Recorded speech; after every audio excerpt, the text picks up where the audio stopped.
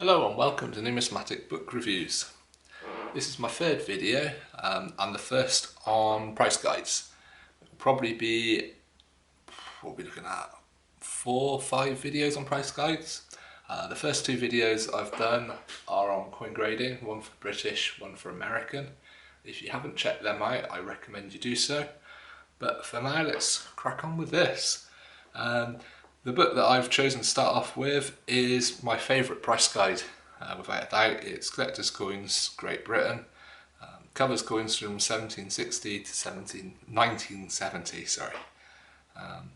It's published by Rotographic and it's been written by Chris Henry Perkins. There's 2 reasons really why I like this guide over others. It covers a great deal of information on varieties, so it doesn't just give a general price for the most common coin for each year. It will break it down into a number of coins possibly for each year. Not every year it's got varieties covered in it, but it's pretty damn good.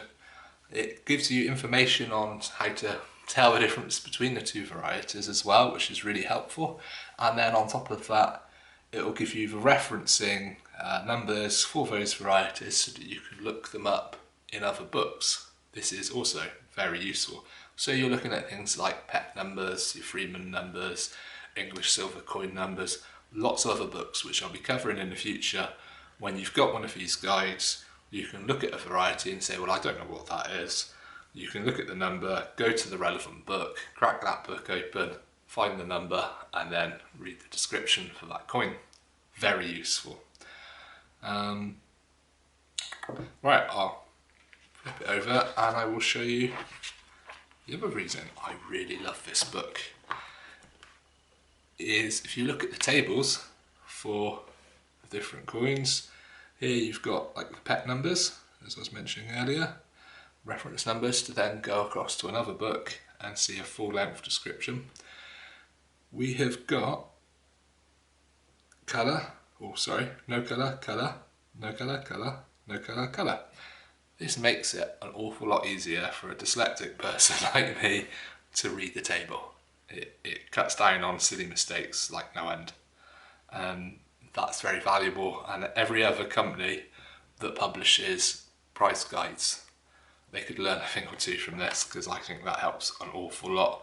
So if you're like me, then this book's for you. Each year it's a different colour scheme that they use. You've got images, they're not massive, great big things, but they are colour, which is nice. Some of the images I think could be a bit better, but it does the job, and that's what matters. And not only does it do the job, but it does the job at a very good price. This one was $7.35. I don't know what the current incarnation is. This is from 2015. It's very out of date, but it's still relevant. And I'm not the sort of person, I used to be, I must admit, especially when I was dealing, I used to buy a new price guide every year, a minimum of a new. I used to buy other price guides as well for different things. But no, I wouldn't recommend, unless you're buying an awful lot of coins and spending an awful lot of money each and every year, I wouldn't recommend buying a new price guide every year. I think that that's a little bit over the top. This I got hold of wasn't second hand, it was like new old stock. It was a year out of date when I got it, and I got it on the cheap. And I've been using it since 2015, it's 2019 now. If I see a second-hand one for sale which is more current than that, then I'll buy it and I'll use that one instead of this. And that's my attitude at the moment with price guides, is at the moment I don't have the money to go spending on nice valuable coins. I'm buying things as cheaply as I possibly can and selling on coins that I don't want when I buy them in little job lots at car boot sales and things like that. So having a price guide in that respect is very useful, but I don't need it to be current. If you buy a current price guide every year, you're looking at like, I mean this one's just under a tenner, but let's say a tenner a year, and you could spend that money on something else. You really could. You could spend it on different sort of books.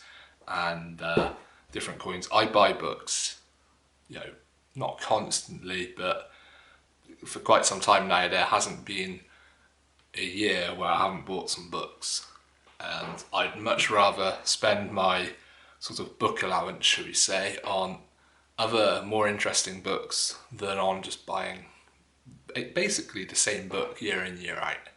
So I wouldn't bother with that. By all means buy a brand new copy, but keep it a few years. If you want to buy a new price guide every year, what I recommend you do is you buy this one, and then the following year you buy one from a different company that covers a different area, and then the year after that you do the same again, and then what you've got is a much broader range of books, because this doesn't cover decimal coins, this doesn't cover hammered coins, it doesn't cover ancient coins. You could get a book, which I will be reviewing, there's a book by Spink, which is an absolute bible of a book. I think it's about 20, no, I think it's about 30 quid these days. It covers an awful lot, and I find it a pain in the backside to use. Everything's really sort of crammed in, and I don't like that. I find that difficult to read. I know people who aren't like myself probably don't have that problem, but it's, you know, it's a personal thing at the end of the day. But if you're looking for your first, if you're buying British coins and you're looking for your first price guide, and you're looking at like pre-decimal coins, then this is what I'd go for. If you're after decimal coins, then my next video will be for you. So thank you for watching. If you like, please give us a thumbs up. If you disliked, thumbs down. If you have any comments, questions or suggestions, please leave them in the comment section below. Thank you and goodbye.